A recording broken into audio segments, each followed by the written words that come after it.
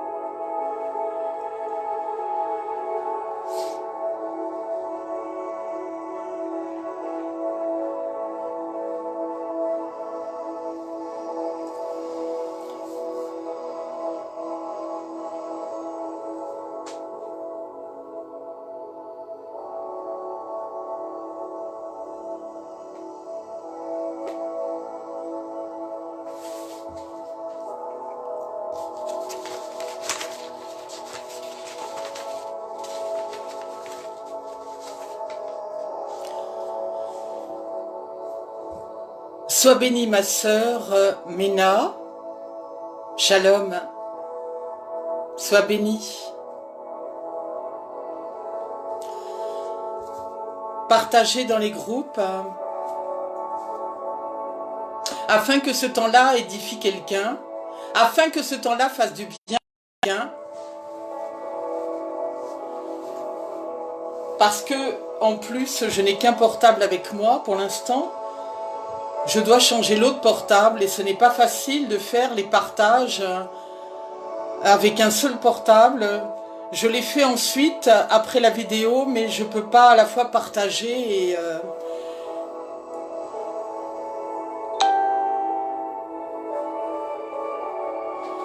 ce n'est pas pratique.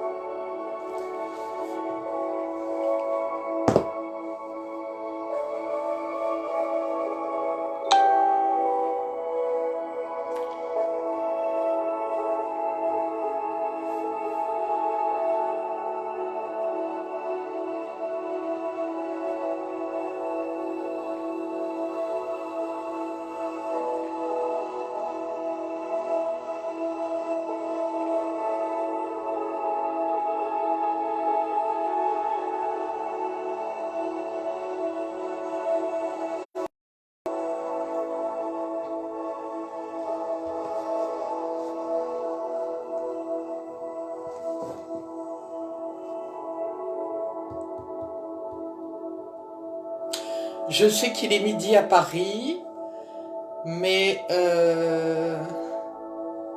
chacun ira faire sa pause alimentaire. Une fois qu'il aura reçu sa nourriture spirituelle, chacun ira faire sa pause alimentaire. Le Seigneur m'a fait la grâce de pouvoir être à mon bureau chez moi aujourd'hui.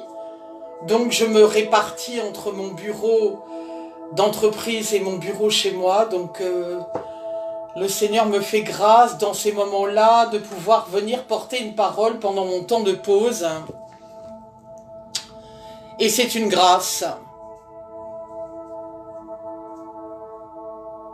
Parce que le temps du soir est plutôt voué aux consultations prophétiques. Et donc j'essaye d'harmoniser le temps, le travail du Seigneur, d'avoir une certaine organisation pour pouvoir faire tout ça.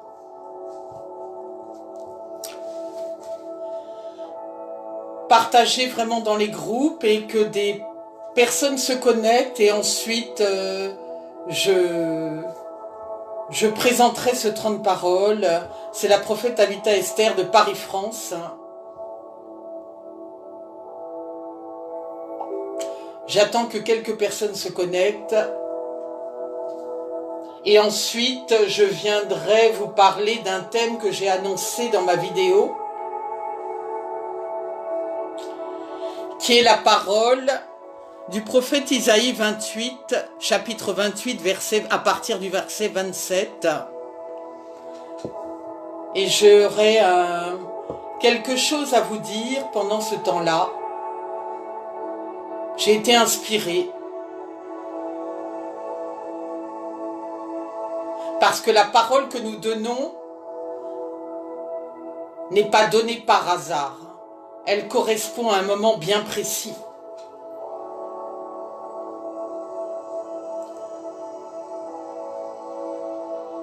Et si j'étudie ce temps-là pour moi-même, je sais que je donne cette parole pour une raison bien précise me concernant. Mais elle va concerner la multitude.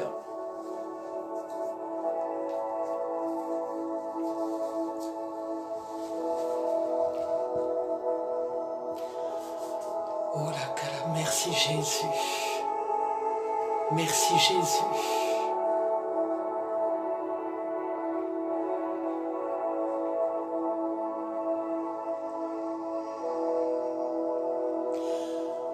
Merci Jésus.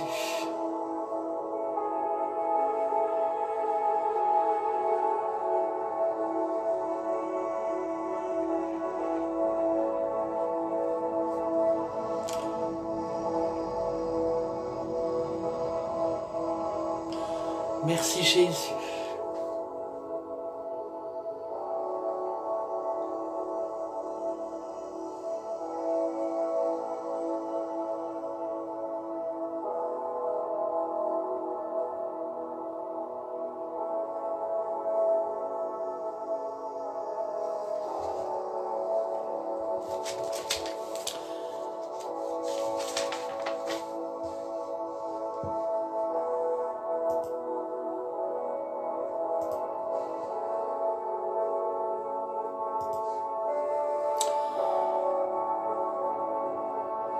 Maître Bethel, shalom, soyez bénis. Partagez dans les groupes, s'il vous plaît. Partagez dans les groupes.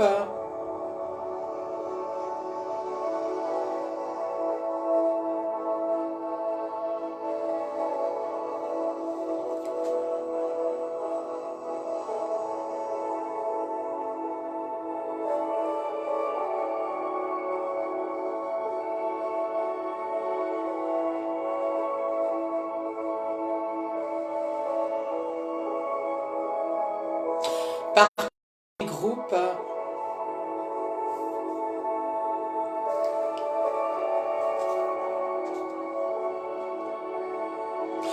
Là, 2 ou 3 sont assemblés, le Seigneur est avec nous. Le Seigneur est avec nous. Dans la chambre haute, ils étaient 12.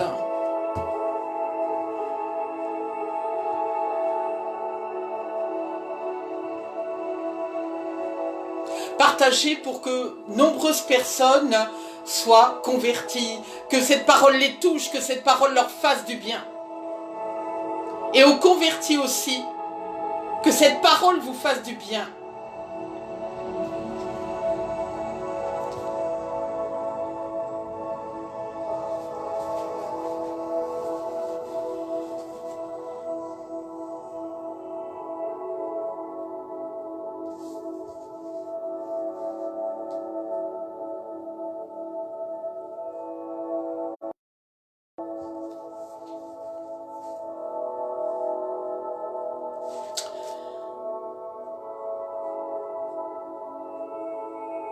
Voyez, je vais commencer cette parole là. Très bientôt, dans 5 minutes. Mais j'avais quelque chose à vous dire. Ce matin. J'aurais très bien pu ne pas venir aujourd'hui. Vous portez cette vidéo. J'avais annoncé cette vidéo. Et il s'avère que j'ai été extrêmement chagrinée. Parce que dans mon entourage vraiment très proche, une jeune fille que j'aime beaucoup, que j'estime beaucoup, d'une gentillesse rare, est tombée avec un AVC. Cette jeune fille était rentrée dans le coma à l'hôpital et j'ai été très attristée hier avec ça. Mais je suis rentrée en prière cette nuit. Je suis rentrée en prière ce matin. Je sais que le Seigneur va la délivrer de son esprit d'AVC. J'ai refusé cette situation. Et pourtant, quand je viens aujourd'hui dans le réseau, je me disais dans mon fond intérieur, mon esprit, voilà, je pense à cette jeune fille, à cette situation. Mais je sais que le Seigneur va faire ce qu'il doit faire, que le Seigneur a entendu la prière. Mais moi, mon rôle aujourd'hui, j'ai un travail à faire. Quel que soit ce qui se passe autour de moi, je dois poursuivre le travail, je dois poursuivre la mission. Il y a beaucoup de situations troublantes, il y a beaucoup de situations difficiles qui peuvent se présenter sur notre chemin. D'épreuves, de douleurs, mais nous devons toujours continuer l'œuvre de Dieu, faire avancer l'œuvre de Dieu, poursuivre la mission pour laquelle nous avons été appelés.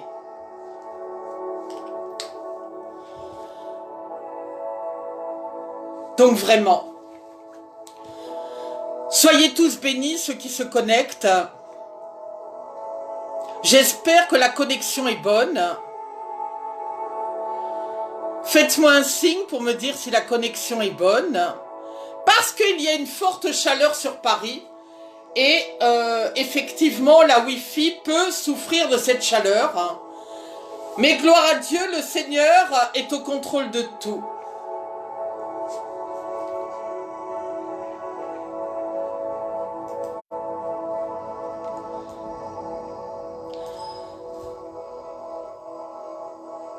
Tout d'abord, avant de porter cette parole, je veux dire merci mon Dieu. Merci Seigneur, parce que tu m'as donné la vie ce matin. Tu as donné la vie à ma famille, à tous mes proches, à ceux qui se connectent. Et je veux te dire merci mon Dieu. Merci Seigneur pour cette vie précieuse que tu nous as donnée, que tu m'as donnée. Cette vie précieuse qui me permet de parler de ton nom.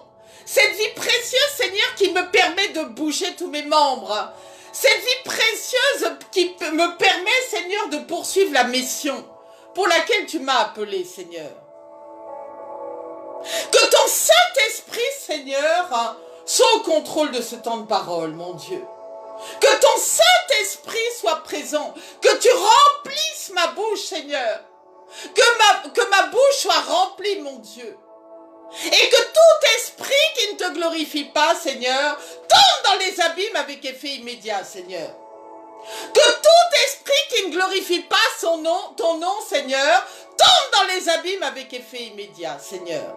Que seul le Saint-Esprit prenne le contrôle de ce que je vais dire et que tout autre esprit se taise.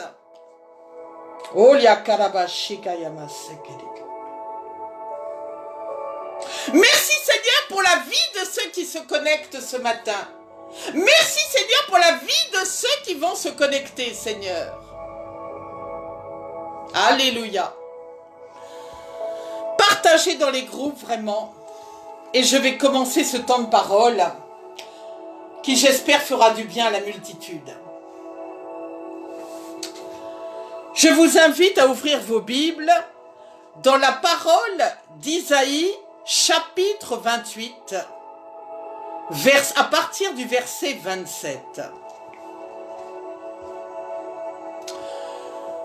Je lis la parole. On ne foule pas l'agnelle avec le traîneau, et la roue du chariot ne passe pas sur le cumin. Mais on bat l'agnelle avec le bâton, et le cumin avec la verge. On bat le blé, mais on ne le bat pas toujours. On y pousse la roue du chariot et les chevaux, mais on ne l'écrase pas. Je relis la parole d'Isaïe 28, verset 27. On ne foule pas l'agnelle avec le traîneau, et la roue du chariot ne passe pas sur le cumin. Mais on bat l'agnelle avec le bâton, et le cumin avec la verge. On bat le blé, mais on ne le bat pas toujours. On y pousse la roue du chariot et les chevaux, mais on ne l'écrase pas. Amen. Cette parole vraiment m'a interpellée. Et quand je la lis, elle m'interpelle toujours. C'est quoi l'agnelle? L'agnelle est une plante herbacée, toxique. Alors il faut savoir que l'agnelle, on ne passe pas avec le traîneau dessus. Parce que si l'agnelle, on passe avec le traîneau dessus, elle va générer sur le terrain beaucoup de toxicité. On la bat, mais on ne la répand pas, on ne passe pas le traîneau dessus. Parce qu'il ne faudrait pas que cette nielle s'en aille de gauche, de droite sur le terrain. Parce que la nielle est une plante herbacée. Aussi, le ne va pas passer le chariot sur la nielle, comme il ne va pas la passer sur le cumin. Parce que ces plantes-là sont des plantes herbacées. Et qu'avec les plantes herbacées, on ne fait pas passer le traîneau. Pareillement, comme il est dit dans cette parole pour le blé, on le bat, oui, mais on ne le bat pas toujours. N'est-ce pas? Cette parole du laboureur est claire. Il y a un temps où le laboureur sème. Il y a un temps pour chaque chose avec le laboureur. Il faut savoir que le paysan travaille avec méthodologie. De même que le Seigneur travaille avec méthodologie. Il y a un temps où la terre reste en jachère. Il y a un temps où le laboureur sème. Il y a un temps où le laboureur moissonne. Laboure. Il y a un temps où le laboureur moissonne. Mais toutes ces actions se font selon un temps précis et une méthodologie. Tout doit se faire avec un certain ordre et une certaine harmonie pour atteindre un objectif de qualité du produit et de productivité. Donc, il faut réaliser que le Seigneur fonctionne avec cette méthodologie, avec cet ordre. Pour ce qui concerne le terrain de notre destinée, le terrain de notre vie. Il y a un temps, le Seigneur va travailler sur ton terrain en semant. Il va y avoir un temps de semaille, un temps de labour, un temps de moisson. Ce qui est dans la nature, ce qui est pour le terrain, est aussi pour toi. Je veux dire une chose importante. Et je ne voudrais pas perdre le fil de ce que je veux dire. Parce que je veux avancer doucement avec ça. N'est-ce pas?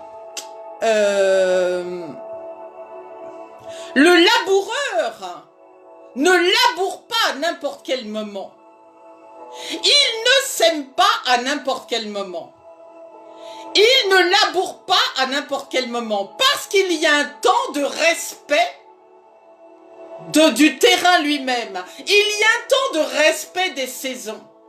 Et tout se fait dans l'harmonie du temps et dans l'harmonie des saisons. J'avais quelque chose de très important à dire par rapport à ça.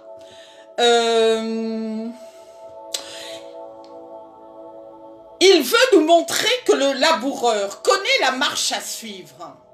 Et il sait ce qu'il doit faire. Il n'agit pas de façon anarchique, arbitraire, au gré de ses envies. Il suit un plan précis. Et le prophète Isaïe utilise cette parabole pour faire comprendre au peuple que Dieu agit avec sagesse.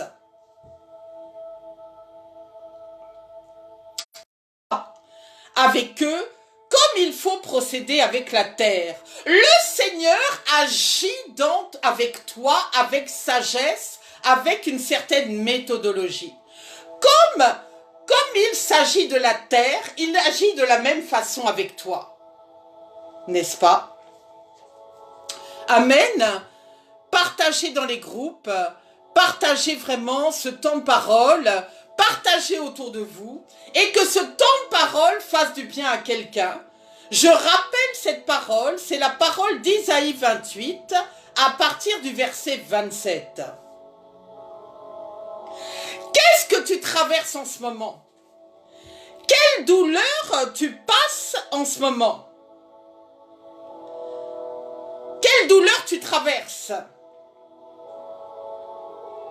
Parce qu'il y a un temps où effectivement tu passes beaucoup de douleurs, de souffrances. Tu vas passer des temps de douleur, de souffrance, oui. Où tu te dis que rien n'avance, que tu souffres en permanence. Tu vas passer ces temps de douleur. Mais tu vas avoir des temps où rien ne va se passer. Tu vas être dans la jachère. Ton terrain va être en jachère. Mais il y a un temps où le Seigneur permettra à ce que après que tu aies semé, que tu rentres dans ta moisson. Je ne sais pas ce que tu traverses en ce moment. Je ne sais pas quelle douleur t'accapare. Je ne sais pas depuis combien d'années tu souffres. Je ne sais pas ce que tu traverses, ce que tu endures. Oui, tu es sur un terrain caillouteux, un terrain difficile, un terrain aride. Mais le Seigneur vient te dire que tu ne seras pas toujours sur ce terrain-là. Que tu ne resteras pas toujours sur ce terrain-là. Qu'il y a un temps vraiment où tu vas traverser, on y reviendra, des terrains arides, difficiles, qui représentent ta destinée et ta vie.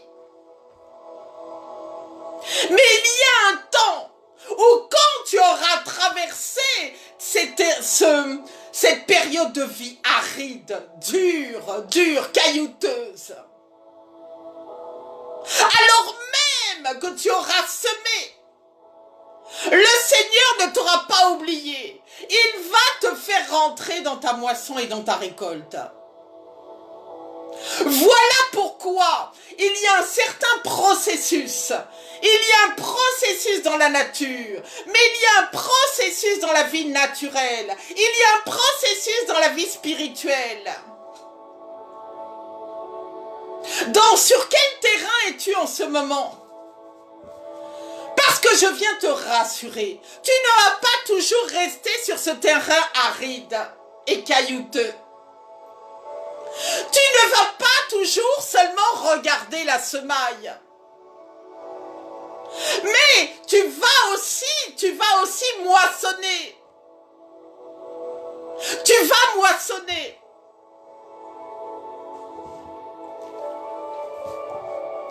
Soyez bénis, Jacqueline Mfoun. Soyez bénis, Kofi Adou Roland, s'il vous plaît. Partagez-le dans les groupes.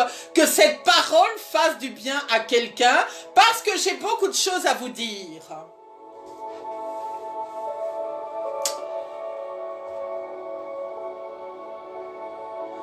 Donc, comme tout se passe sur un terrain avec un certain ordre établi,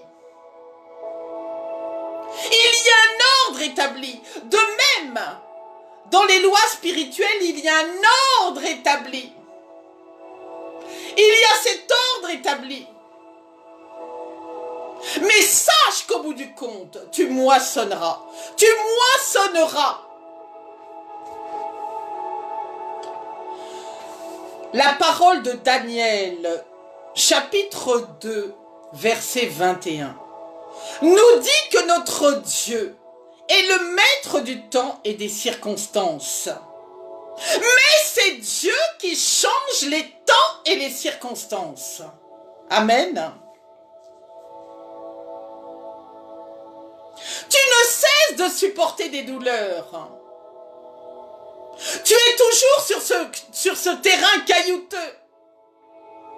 Tu ne sors pas de la maladie. Tu ne sors pas de la galère. Tu ne sors pas du chômage. Tu ne sors pas de la stérilité. Tu ne sors pas de ce terrain caillouteux. Tu ne cesses de supporter des douleurs. Mais elles vont prendre fin, ces douleurs-là. Tu vas récolter. Tu vas récolter. Soyez bénis, apôtre Kembia, de votre position. Sois bénie, ma sœur Philomène. Je poursuis.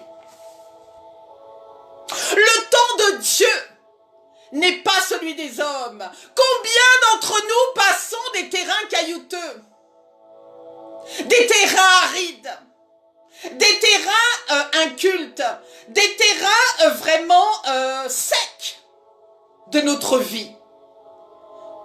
Mais vous n'allez pas ces terrains-là. Continuez à semer. Continuez et vous labourerez, moissonnerez. Mais il y a un processus et un ordre établi. Parce que si tu regardes aux paysans, il y a une saison précise où le paysan va semer. Mais avant de semer, il va regarder l'état du terrain. L'état du terrain, parce qu'il y a des saisons où on ne sème pas. Le terrain, on le laisse en jachère. En jachère, ça veut dire au repos. Ce qui se passe dans la vie naturelle et dans la vie spirituelle. Il y a des temps où tu es dans la suractivité. Il y a des temps où tu es dans l'activité. Et il y a des temps où tu dois te reposer. Parce que si tu ne te reposes pas, tu ne seras pas... Chacun d'entre nous, nous devons avoir ces temps-là comme le terrain des temps de jachère, où on doit rester au repos. Donc le paysan, lui, utilise un principe, il utilise un certain ordre et une méthodologie que le Seigneur utilise lui-même.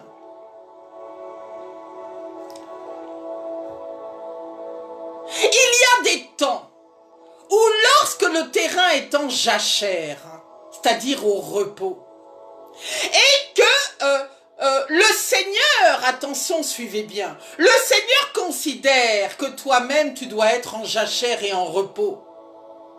Ce n'est pas la peine de vouloir venir moissonner à ce moment-là, parce que ce n'est pas le temps que le Seigneur a choisi pour toi.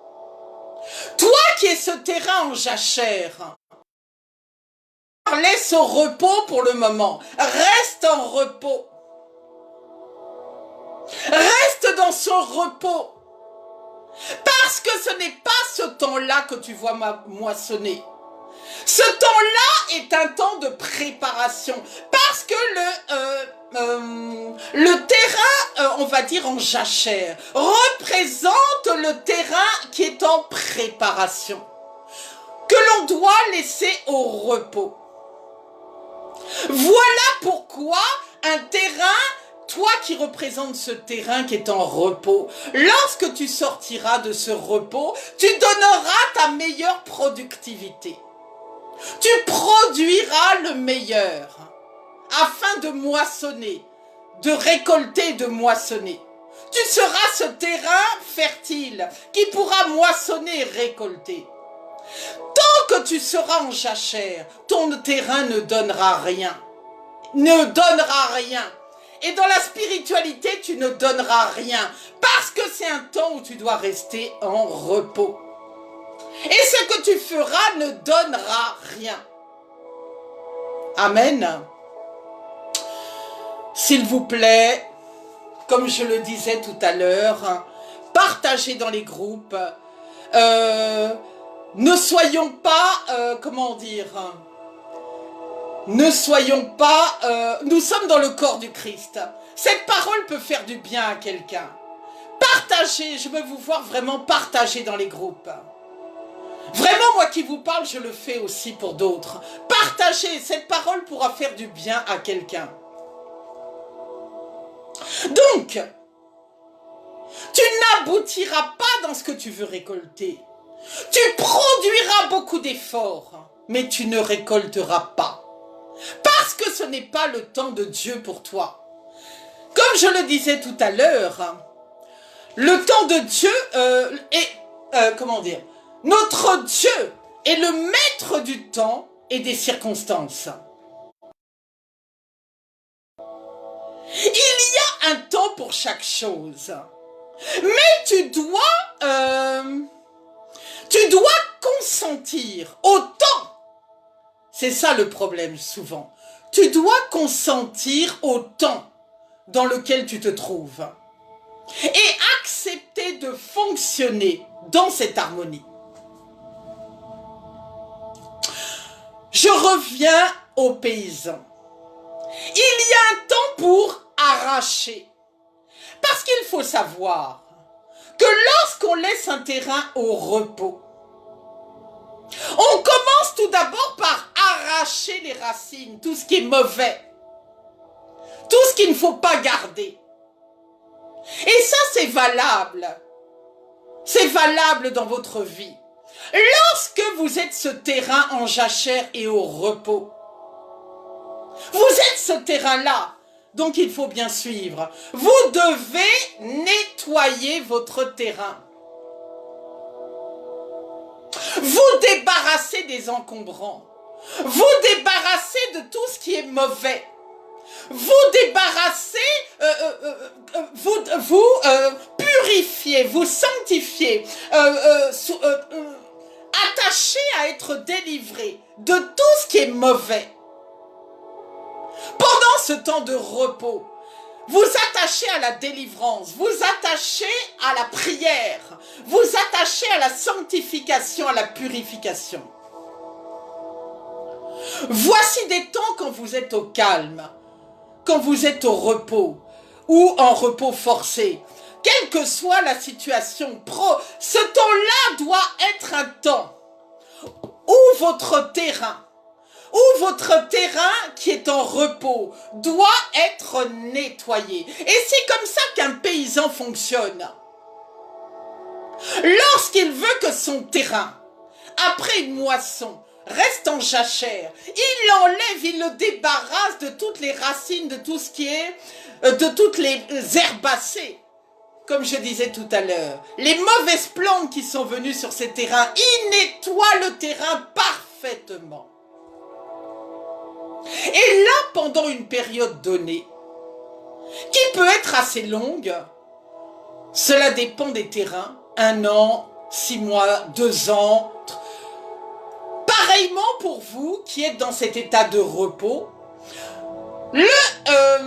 le paysan prend le temps suffisant de laisser à la terre se reposer afin qu'elle donne sa meilleure productivité le jour où la semaille arrivera à nouveau sur ce terrain. Et tous les paysans, ceux qui m'écoutent et qui me regardent, tous ceux qui sont à la campagne, tous ceux qui travaillent sur des terrains connaissent ce principe immuable.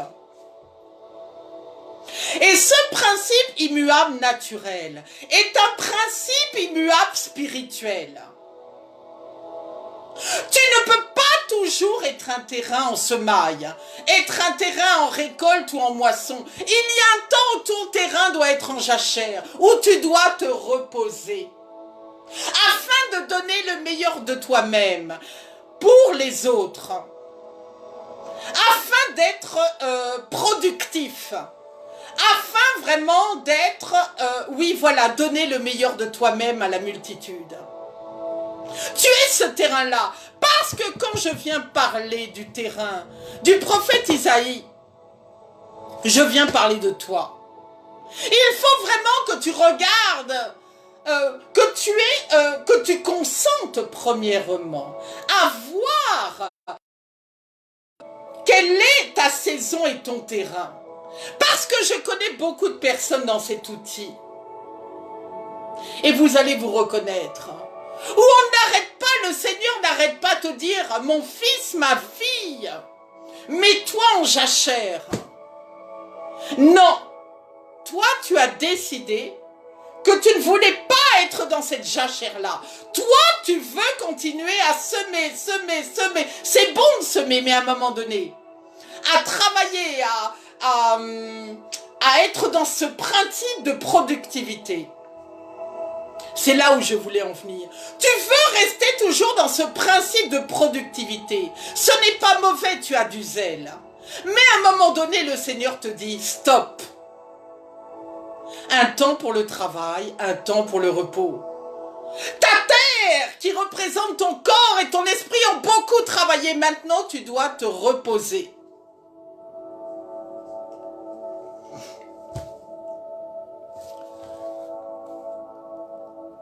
Soyez bénis, évangéliste Capitao Eduardo. Partagez dans les groupes que cette parole fasse du bien à quelqu'un. Moi-même, je partagerai après, mais je dois me munir d'un deuxième portable. Et vous voyez, je vais m'en occuper très prochainement, ce qui m'aurait permis de partager avant de commencer ce direct.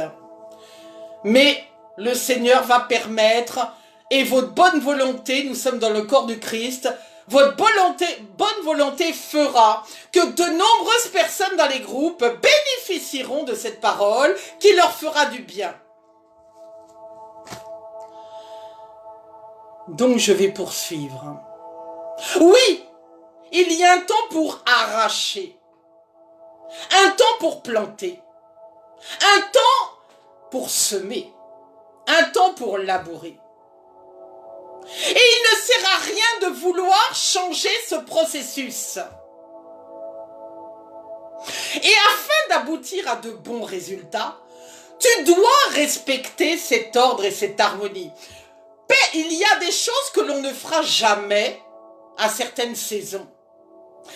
Il y a des semailles qui ne s'entreprendront pas en plein hiver. Il y a des choses que il faut respecter le temps de la semaille. Il faut respecter le temps de la moisson. Moi qui pars à la campagne, je vois bien. Je vois bien quand le champ est au repos. Je vois bien quand le champ est en semaille. Je vois bien quand le champ est en pleine moisson. Vous devez tous respecter le processus de Dieu. Parce que si Dieu a établi un processus naturel, spirituellement, tu dois respecter ce processus.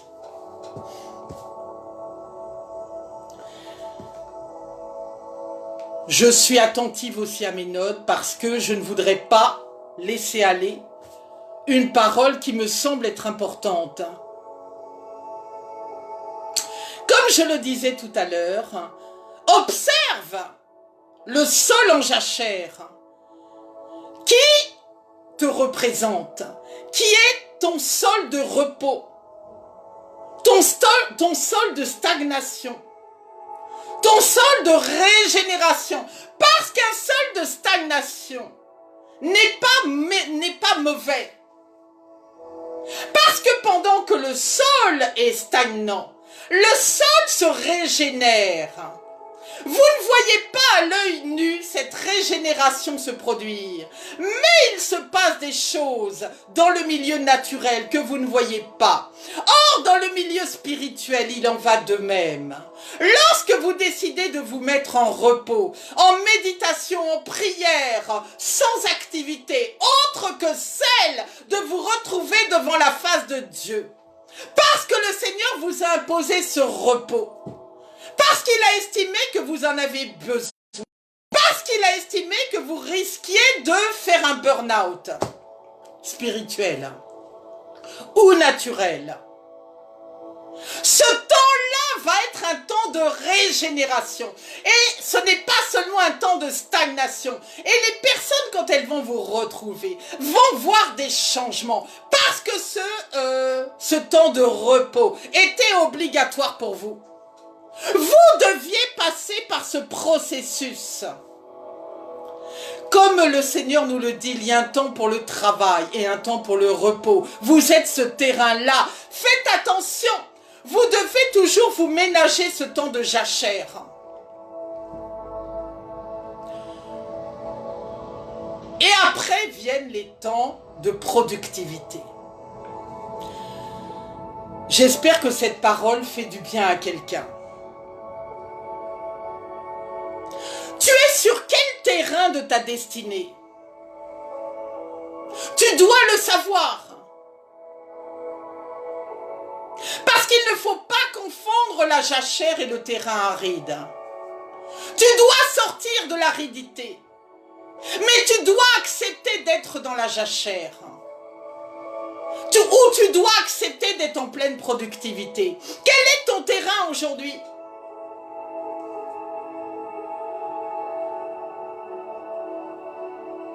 Tu dois identifier, tu dois savoir sur quel terrain tu te trouves. Quel est ton terrain en ce moment? Est-ce que le Seigneur, par le Saint-Esprit, est-ce que le Seigneur veut te voir en pleine activité? Ou est-ce que le Seigneur veut te voir te mettre au repos? Tu dois absolument avoir la sagesse. La sagesse d'accepter le repos. Indispensable pour chacun d'entre nous. Tu dois accepter de ne pas être éternellement dans le repos. Parce que le Seigneur dit dans la parole, un peu croisez les doigts et la paresse vous surprendra tout à coup. Alors tu ne peux pas rester toujours non plus à croiser les bras et les doigts. Tu dois absolument identifier si le Seigneur te veut, voilà, au repos ou en pleine productivité. Soyez bénis, grande servante de Dieu, Makentumba, soyez bénis. Vraiment, partagez dans les groupes et que cette parole fasse du bien à ceux qui vont l'entendre. Que ce soit maintenant ou après, quel que soit le moment où cette personne va entendre cette parole, que cette parole la fortifie. Tu dois revêtir cette sagesse, de savoir sur quel terrain tu te trouves, pourquoi. Et nous avons tous passé cette étape. Lorsqu'on te demande de rester tranquille, d'être au repos, en jachère, productivité.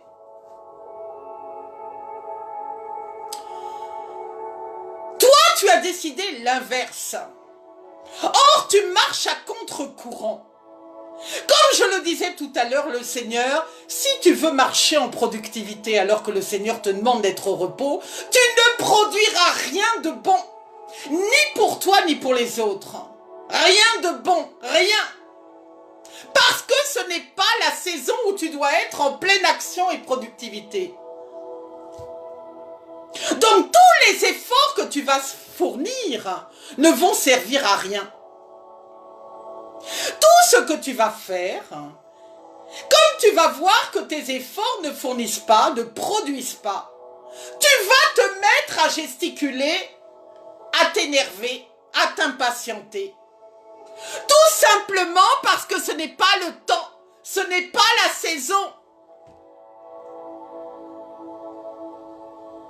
Ce n'est pas mauvais que tu aies du zèle, mais là tu rentres dans un mauvais zèle. Le Seigneur te demande de te poser et toi tu veux être absolument en pleine productivité.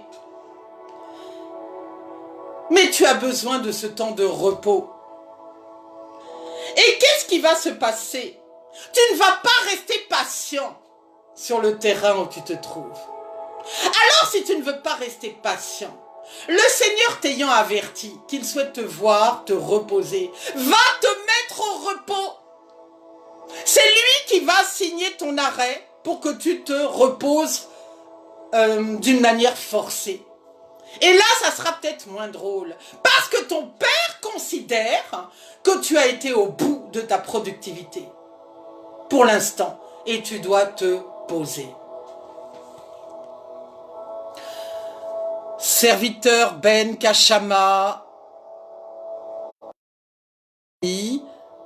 serviteur Anicette le Glorieux Gogoa, de vos positions respectives, soyez bénis, partagez dans les groupes, et que cette parole fortifie quelqu'un, que cette parole l'amène à se poser la question de savoir sur quel terrain elle est en ce moment, et si elle suit bien les préceptes de son père, afin de donner la meilleure productivité, spirituellement et naturellement. Observe dans la Genèse comment Dieu a tout créé sur terre, avec grande méthodologie, avec régularité et ordonnancement. Le Seigneur dans la Genèse n'a pas tout créé en un jour. Il a fait les choses méthodologiquement. Il n'a pas tout créé d'un coup. Tu dois accepter d'avancer dans le processus de Dieu, d'avancer dans la méthodologie de Dieu. Et combien nous pouvons le constater, combien il est dur pour quelqu'un d'accepter la méthodologie de Dieu, parce que la méthodologie de Dieu n'est pas la nôtre. Nous voulons avancer plus vite que la méthodologie de Dieu, ou la méthode que nous allons utiliser n'est pas la méthodologie de Dieu. Et nous ne réussirons pas, parce que nous sommes ce terrain. Et le Seigneur avance avec nous dans la même méthodologie. Je poursuis. J'espère que vous êtes bénis de votre position et partagez dans les groupes s'il vous plaît. Je poursuis. Le temps ne nous appartient pas. Jésus en est le maître. Ce n'est pas le temps, celui de naître ou de mourir, ce qui définit la vie de l'homme sur terre. Vous avez bien pu le constater. Pendant ce coronavirus, nous ne maîtrisons pas les choses. C'est Dieu qui sait. Nous ne maîtrisons rien. Nous n'avons pas la maîtrise de ce temps-là. Nous ne maîtrisons rien.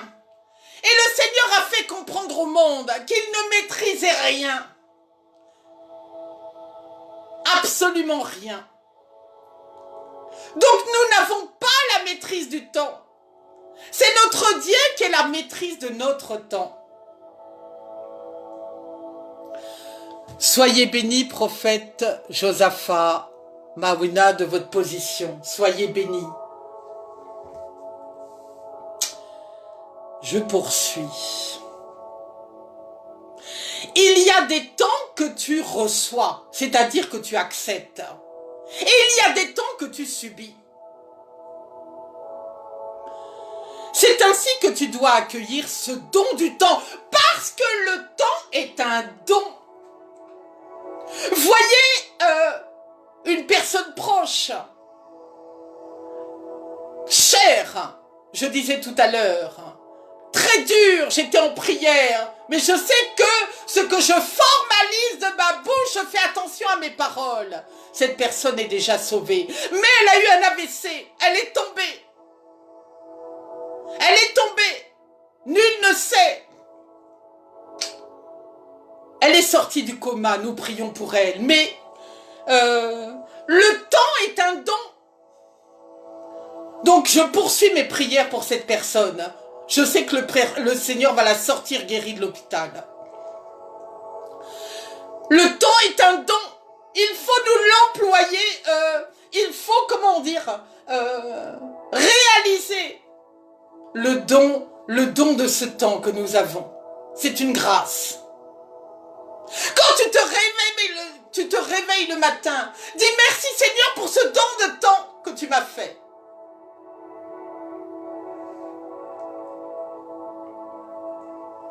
Tu dois apprécier le temps dans lequel tu te trouves. Durant le cours de ta vie, tu vas traverser divers paysages, reliefs, terrains. Comme je le disais tout à l'heure, oui, la représentation de ce terrain caillouteux, vide. Tu as des périodes dans ta vie, tu as l'impression que c'est vide, désertique. Il n'y a même pas un arbre à l'horizon, il n'y a rien. Rien. Oui, tu vas traverser ce terrain-là. Et je vais y revenir. Je vais y venir justement. Tu vas traverser aussi ce terrain caillouteux, parsemé d'embûches, où tu vas te faire mal sur le chemin. Mais aussi pendant ce temps-là, tu auras la joie de traverser le jardin d'Éden. Oui, tu auras tous ces paysages-là. Les paysages dans ta marche, tu vas avoir tous ces paysages-là. Mais c'est là où je veux te parler maintenant. Quand tu vas traverser ce terrain sec, caillouteux, beaucoup de souffrance, de douleur, rien, pas un changement, rien, ne murmure pas. Qu'est-ce que tu dois faire? Ne murmure pas, surtout pas.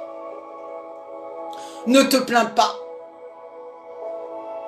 C'est vrai, c'est facile à dire, je le reconnais. Mais dans l'absolu.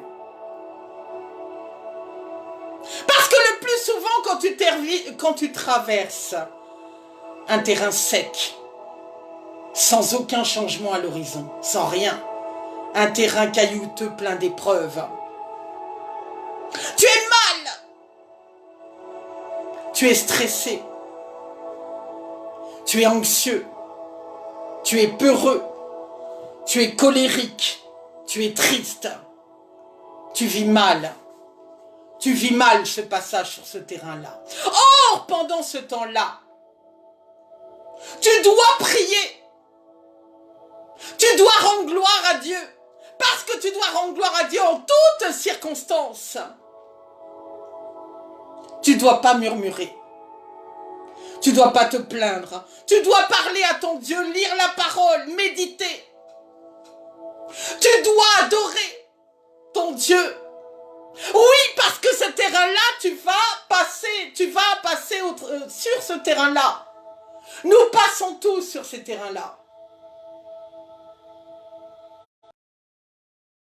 Je ne vous dis pas tout ce que j'ai traversé.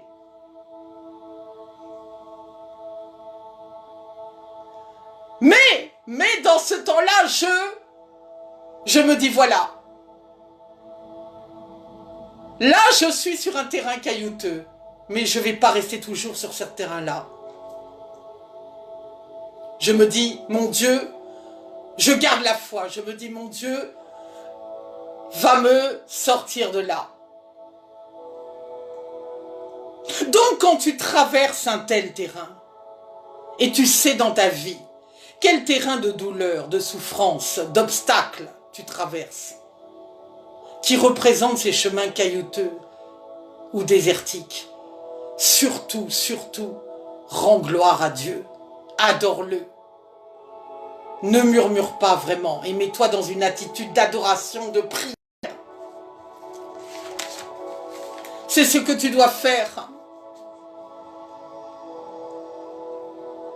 Ton Dieu sait très bien que tu passes ces temps-là, ces temps d'épreuve. Mais il n'a pas dit que tu les traverserais toujours. Tu auras en toi aussi ton Éden. À un moment donné, comme l'homme qui est dans le désert, qu'il ne voit rien à l'horizon, il ne voit que du sable. Et là, d'un seul coup, il voit cette oasis. Toi aussi, tu verras ça. Tu verras cet Éden. Tu vas traverser cet Éden aussi. Parce que ce temps que tu traverses dans le désert, sur ce terrain aride, c'est un temps pour grandir. Un temps de régénérescence, comme je le disais tout à l'heure. La jachère n'est pas mauvaise. Parce que tu te régénères pendant ce temps-là. C'est pas parce que la terre est silencieuse qu'il ne se passe rien. Il se passe beaucoup de choses. Pour toi aussi. Ce n'est pas parce que tu es dans ce milieu naturel, tu ne vois rien se produire, que spirituellement il ne se passe pas des choses pour toi. Ce temps aride est aussi un temps pour te mettre au large, pour te protéger. Oui, le Seigneur permet ces temps-là aussi pour te mettre à l'écart. Il y a des, comment dire, il y a des mystères avec le Seigneur, des mystères. Les voies de Dieu sont insondables, comme je le disais la dernière fois, sur la parole concernant la grandeur de Dieu. Il y a des choses qu'on ne comprend pas, qu'on ne comprendra jamais. Parce que Dieu a sa part entière de mystère. Il peut décider de te mettre sur un terrain à part aride, éloigné. Il sait pourquoi.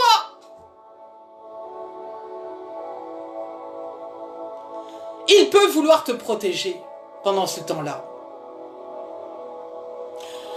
Un temps aussi, comme je le disais, de méditation, de pause, de repos, de bilan. Et le terrain caillouteux ou d'embûches, c'est dur, mais ce n'est pas mauvais. Parce que ça peut être un temps d'affermissement. Un temps pour demander pardon à Dieu. Un temps pour fléchir le genou et réfléchir. Il y a des fois où tu passes d'épreuves, le Seigneur permet. Mais à ce moment-là, il te demande vraiment d'être plus près de lui. Ou de lui demander pardon. Et ces temps-là d'épreuve que tu vas traverser, quand tu auras fini de traverser le terrain caillouteux, tu ressortiras grandi, affermi, productif. Productif pourquoi? Parce que quand tu vas sortir de ce terrain affermi et grandi, tu seras en capacité d'aider les autres. Voilà pourquoi tu seras productif. Parce que ce que tu auras traversé, tu pourras aider celui qui est en face de toi à traverser la même épreuve que toi tu as traversée. Tu pourras être un soutien pour lui. Parce que toi-même, tu seras sorti de ce terrain caillouteux. Alors, tu pourras aider ton prochain à aussi sortir de ce terrain. Est-ce que cette parole vous fait du bien? Feu de Jésus, soyez bénis. Soyez bénis, serviteurs, soyez bénis. Partagez dans les groupes. Partager, c'est admettre qu'on est dans le corps du Christ. C'est admettre qu'on est dans le corps du Christ et que l'on ne travaille pas en auto-entrepreneur. Bon, j'ai envie de rigoler un peu. Nous ne sommes pas des religieux non plus. j'ai envie de travailler. On n'est pas des auto-entrepreneurs de la spiritualité.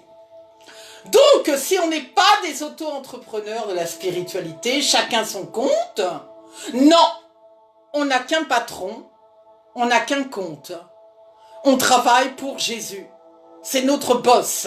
Donc, si nous travaillons pour notre boss Jésus, nous ne travaillons pas pour notre propre compte. J'espère que cette parole fera du bien à quelqu'un. Et elle aurait le mérite d'être diffusée d'ailleurs, partout. Nous ne sommes pas des auto-entrepreneurs. Voilà.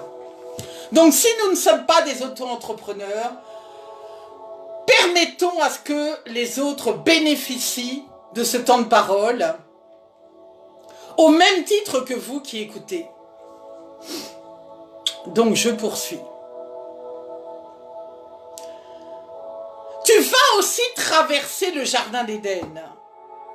Un terrain où la culture va être moissonnée. Oui, il y a un temps où tu vas savourer. Et gloire à Dieu, il y a un temps où tu vas récolter. Je te le souhaite de tout cœur, toi qui m'écoutes. Il y a un temps où tu vas récolter. Et tu vas repartir avec tes gerbes avec joie. Oui, tu vas avoir des temps comme ça. Alors savoure pleinement ce temps-là. Et pendant ce temps, goûte aux bonnes choses de ce temps-là. Apprécie-les à leur juste valeur. Remercie Jésus. Remercie Dieu pour la grâce qu'il t'a faite. Parce qu'il y a un temps où tu as semé, un temps où tu étais en jachère, où sont les chemins caillouteux dans les épreuves. Mais là, c'est ton temps de récolte. Savoure-le pleinement. Remercie ton Dieu pour ce temps de récolte et de moisson. Remercie le Seigneur, parce que c'est lui qui fait grâce.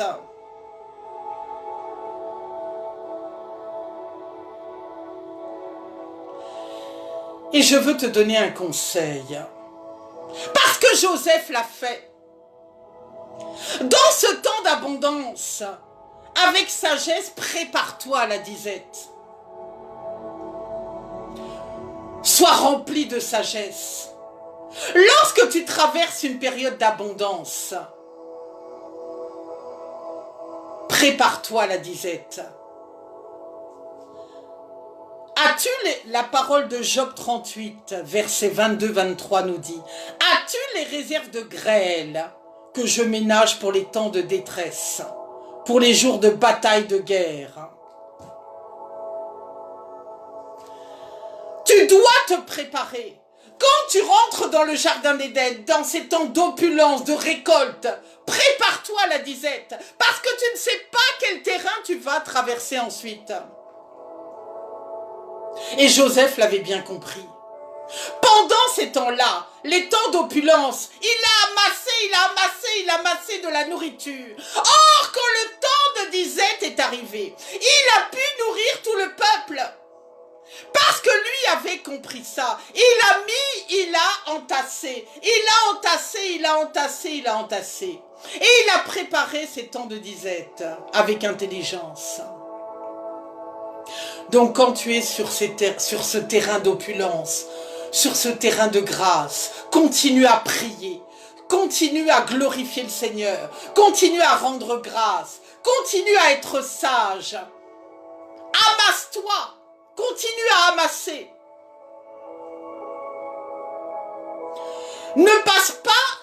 N'utilise pas ce temps-là pour simplement jouir des plaisirs éphémères de l'existence. Goûte au bonheur, mais ne t'empiffre pas et ne t'étourdis pas. Tu dois garder la sagesse pendant ce temps-là, parce que vite est le temps où tu pourras passer d'un terrain à un autre. Nul ne sait combien de temps tu vas rester sur un terrain ou un autre. Le prophète Isaïe écrira aux chrétiens d'Éphèse, « Soyez attentifs à votre manière de vivre. Ne vous montrez pas insensés, mais soyez des hommes sensés, qui mettent à profit le temps présent, Comme le dit la parole d'Éphésiens 5, versets 15 à 17. Nous sommes bien souvent esclaves du temps. Mais je vous dirai, je vais y revenir, ne le tuons pas. Ne tuons pas le temps. Ne restons pas dans des temps morts, à part si le Seigneur te met au repos forcé. Et bien souvent, nous essayons de gagner du temps. Quel est ton rapport au temps? Parce que depuis tout à l'heure, depuis que j'ai commencé ce temps de parole, nous parlons du temps et de notre rapport au temps et de notre rapport aux saisons.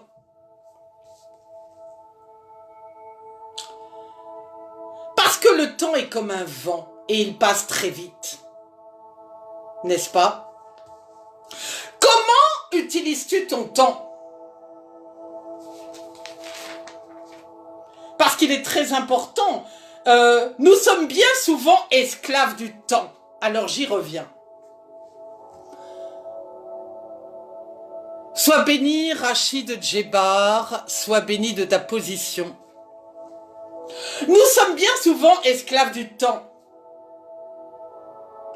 Je vous rappelle quelque chose. Écoutez bien. Nous passons environ 21 ans à dormir. 14 ans à travailler. Environ. J'ai bien dit environ. 6 ans à manger. 5 ans dans les files d'attente. 2 ans au téléphone. 5 ans en réunion. J'ai bien dit environ, bien sûr. Ces chiffres sont modulables, suivant les personnes. Ce que je veux dire, nous passons un temps infini pour diverses choses. Mais ainsi nous réalisons que nous sommes esclaves de ce temps-là. Nous sommes bien souvent esclaves. Et nous perdons beaucoup de temps, alors que nous devrions utiliser intelligemment notre temps pour prier, pour faire de bonnes actions, pour évangéliser, pour la famille aussi, pour le repos. La parole du prophète Isaïe 49, verset 4 nous dit « C'est en vain que j'ai travaillé et consumé ma force. » Nous devons utiliser le temps qui est un don, et que le Seigneur dont le Seigneur nous a fait grâce, pour utiliser ce temps intelligemment, pour l'œuvre de Dieu, ou pour d'autres actions. Il y a beaucoup de bonnes actions à faire autour de nous, mais nous devons vraiment revoir notre rapport avec le temps. J'espère que ce temps vous fait du bien, parce que justement, j'ai utilisé ce temps-là, ce temps de repos et pendant ma pause, puisque je suis au travail, ce temps-là, pour venir vous porter une parole et pour l'œuvre de Dieu. Voilà, chacun utilise son temps. Comment j'aurais pu l'utiliser pour me nourrir, mais j'ai voulu l'utiliser afin de nourrir le peuple.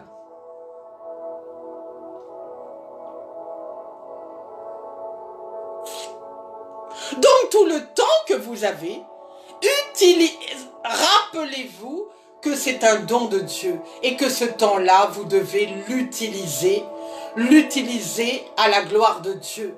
Utilisez tous les temps que vous avez pour sa gloire. Et quand le Seigneur vous demande de vous reposer, comme je le disais, ne vous culpabilisez pas. Ne vous culpabilisez pas, reposez-vous et vous reprendrez vous serez à nouveau productif pour l'œuvre de Dieu ou pour toute autre action ensuite. Il n'est pas la peine de faire un burn-out ou de vous épuiser. Combien de dirigeants d'église, combien de pasteurs, combien, quel que soit, même sans être au service du Seigneur, combien de gens s'épuisent et tombent tous les jours. Parce qu'ils ne savent pas s'accorder ce moment de repos. Or, si le terrain a besoin de ce moment de repos, toi aussi, qui es le temple du Saint-Esprit, tu as besoin de repos. Parce que le Saint-Esprit, l'Esprit a besoin de se poser. Ton esprit a besoin de se poser. Lui aussi, il a besoin. Donc vraiment, toi qui m'écoutes et qui cours tout le temps, je sais que vous tous, vous courez tout le temps. Tantôt d'une manière, tantôt d'une autre. Du matin au soir. Accordez-vous la nuit même. Accordez-vous ce temps de repos. Le Seigneur ne va pas se fâcher parce que vous décidez de vous reposer. L'erreur serait de ne pas vous reposer. Soyez bénis, prophète Élie, soyez bénis. Prophète béni Élie, soyez bénis. La parole d'Éphésiens 5, versets 15 à 16 nous dit « Prenez donc garde de vous conduire avec circonspection, non comme des insensés, rachetez le temps. » Et la parole du psaume 90, verset 12 nous dit « Enseigne-nous à compter nos jours, afin que nous appliquions notre cœur à la sagesse. » Oui, nous devons vraiment appliquer, et le Seigneur me parlait beaucoup de ça ce matin. Applique-toi, le Seigneur me dit, applique-toi à compter tes jours. Applique-toi à compter tes jours. Oui, c'est vrai. C'est vraiment une parole que j'ai reçue ce matin. Vraiment forte dans mes oreilles. Il faut se rappeler que nous ne sommes pas dans la même échelle du temps que Dieu.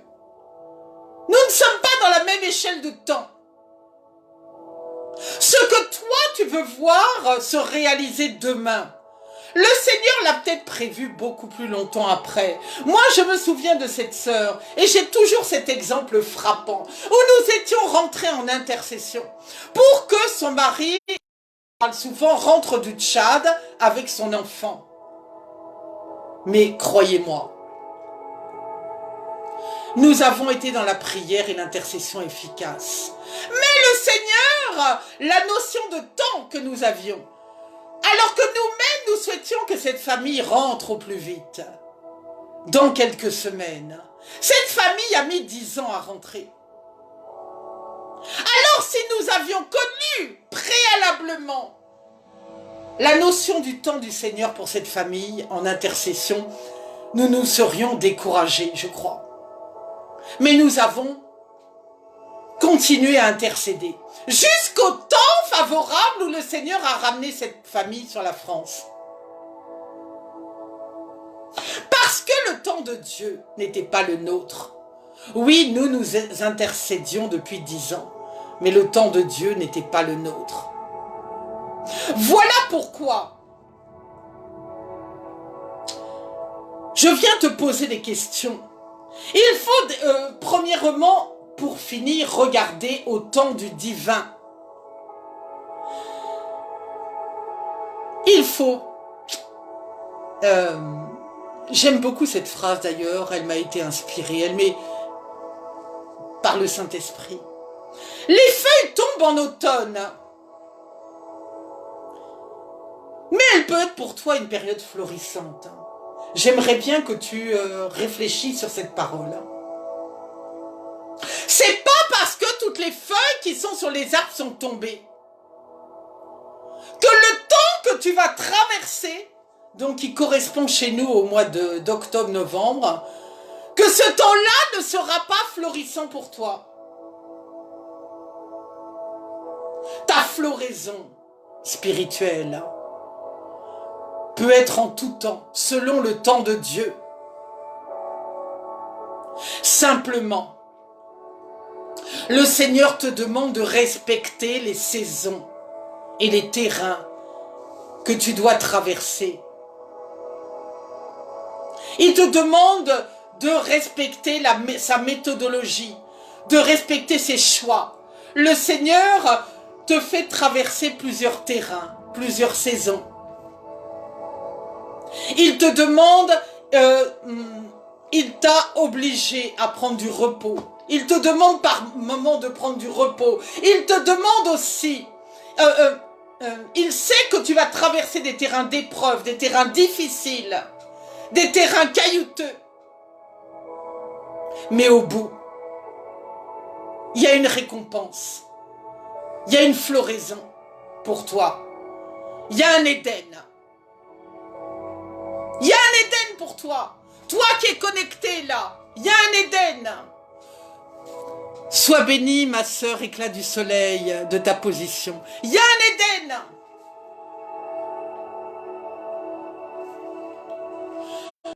Le point que nous avons tous en commun, c'est que nous avons tous traversé ces terrains-là. Et nous les traversons toujours, suivant un cycle.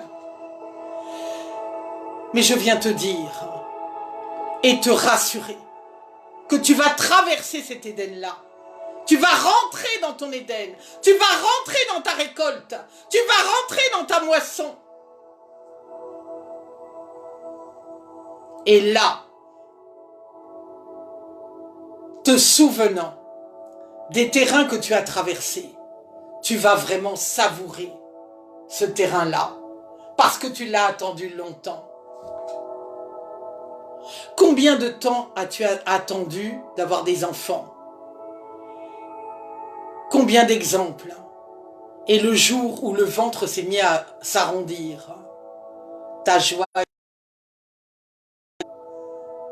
Combien de temps as-tu attendu pour trouver un travail alors que toi-même, tu as passé des heures sur ton ordinateur? Le Saint-Esprit est en marche. Je le sens. Saint-Esprit, combien de temps tu as passé à envoyer des candidatures? Tu as eu que des silences, aucune réponse. Et là, au temps où tu t'y attendais le moins, parce que nous avons un Dieu qui nous fait des surprises. En cela, tu ouvres ton ordinateur et tu vois où le courrier. Mais beaucoup de choses se passent dans l'ordinateur ou par téléphone et on vient t'annoncer ce poste que tu attendais depuis si longtemps. La porte s'ouvre. La moisson arrive. Tu récoltes les gerbes dans le panier. Combien de temps as-tu espéré, après des mois d'hospitalisation, de souffrance, de maladie, que sais-je encore, on vient te dire que ça y est, tu es guéri, terminé. Fini les radios, fini le lit d'hôpital, terminé. Tu es libre, hein, tu peux sortir. Tu n'es plus rendu captif à des appareils chirurgicaux. Tu es libre, hein, tu sens l'air dehors. Hein. Tout ça, c'est Jésus qui te fait rentrer dans ton Éden. Combien tu as espéré te marier? Tu t'es vraiment découragé. Les années ont passé. Tu t'es dit que aucune femme, aucun homme ne voudrait de toi. Parce que peut-être tu n'étais pas assez belle, pas assez ceci, pas assez cela, pas assez beau, pas assez intelligent, pas assez. Mais un jour, il y a quelqu'un qui a considéré que tu étais ce assez. Et là, contre toute attente, la personne vient de te demander ta main. Parce que tu rentres dans ton Éden de mariage.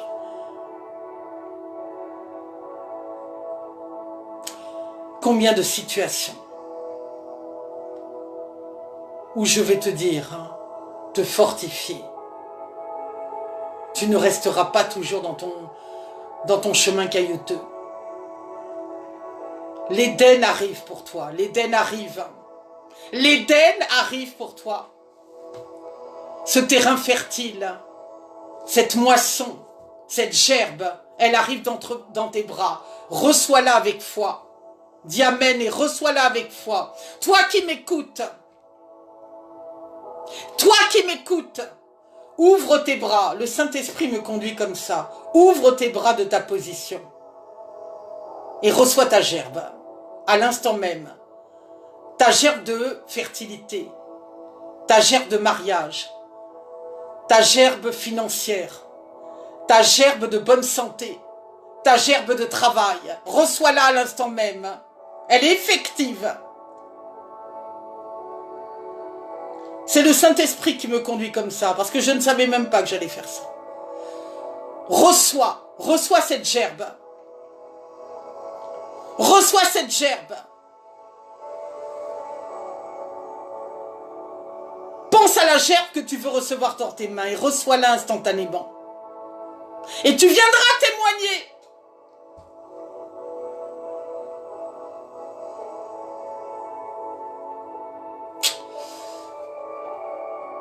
Oh Seigneur, mon Dieu, mon Dieu.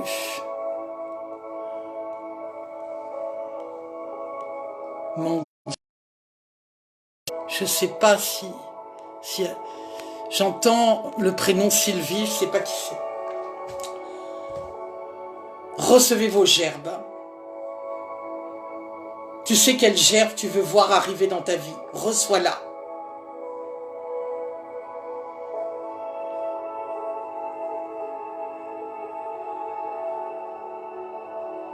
Recevez vos gerbes. Le Seigneur est en train de distribuer des gerbes. Il est en train de distribuer des gerbes dans les maisons, dans vos bras. Soyez attentifs. Vous allez sentir ces gerbes dans vos bras. Vous allez sentir quelque chose. Soyez attentifs. Soyez connectés. Seigneur, remets les gerbes dans les maisons. Seigneur, remets que ton peuple moissonne. Remets les gerbes, mon Dieu. Seigneur, remets les gerbes de ceux qui attendent après toi, mon Dieu. Vous témoignerez, je le sais. Vous témoignerez à la gloire de Dieu. Merci Jésus. Merci pour les gerbes que tu tends aux uns et aux autres.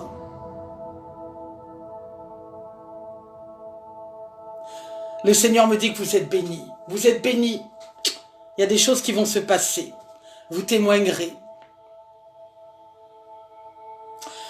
Sais-tu sur quel terrain tu te trouves? Pour finir, je vais arrêter là bientôt. Sais-tu sur quel terrain tu te trouves actuellement? Alors, suis bien ce que j'ai dit tout à l'heure, suivant le terrain où tu te trouves, dans tes actions et tes comportements. Que fais-tu dans cette saison et sur ce terrain? Examine ta saison, examine ta situation. Moi, je ne dirais pas quelle saison je traverse. Je passe des choses très, très particulière, prophétiquement. Et justement, le conseil que je vous donne, je le suis pour moi-même, parce que je traverse des choses très, très, très, très particulières, que je ne peux pas décrire ici. Je sais ce que je passe. Dieu sait, prophétiquement. Mais je m'attache à comprendre sur quel terrain je suis et pourquoi je traverse ces choses. Sais-tu ce temps-là? Est-ce que pendant le temps où tu te trouves, qu'elle soit caillouteux, aride, Éden, les recommandations qui ont du Seigneur dans ces moments-là, est-ce que tu les appliques sur le terrain où tu te trouves? Connais-tu le temps prophétique de ton pays, de ton entourage, de tes nations? Il est important vraiment de saisir le temps prophétique dans lequel nous sommes dans notre pays, la France, dans les nations, dans nos familles. Quel temps nous traversons? Il est important, si nous ne le savons pas, de demander au Seigneur dans quel temps nous sommes. Nous devons savoir quelle saison, quel terrain nous traversons, afin que sur le terrain où nous nous trouvons, nous prions et nous adaptions le comportement que nous devons avoir suivant le terrain où nous nous trouvons. est ton rôle dans ce temps-là, prophétiquement? Parce que tu peux annuler ce qui doit l'être. Si le Seigneur t'a averti de certaines choses prophétiques qui doivent se passer dans ta vie, de certaines choses qui se passent sur ton terrain ou qui vont se passer, ou dans ton pays, ou dans ta nation, tu as le devoir de prier. Prier, contrecarrer ce qui doit l'être.